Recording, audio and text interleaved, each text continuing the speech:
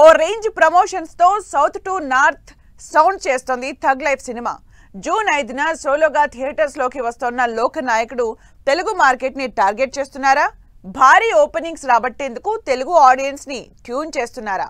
వైజాగ్ లో tug life pre release event grand గా జరిగింది. కమల్ హాసన్ ఏ సినిమాలకి తెలుగు ఆడియన్స్ లో కనిపించని అటెన్షన్ థగ్ లైఫ్ ఈవెంట్ లో కనిపించింది. దానికి తగినట్లే తెలుగు ఆడియన్స్ తో తనకున్న రిలేషన్ ని గుర్తు చేసుకుని ఫుల్ ఎగ్జైట్ అయ్యారు కమల్ హాసన్.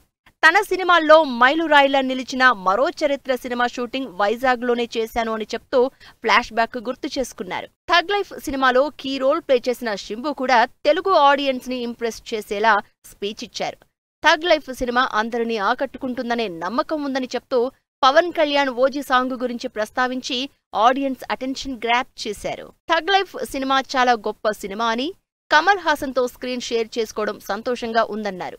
వర్షం సినిమా నుంచి తనపై చాలా ప్రేమ చూపిస్తున్న Telugu audience love and support ని థగ్ లైఫ్ సినిమాకి కావాలి అన్నారు త్రిష.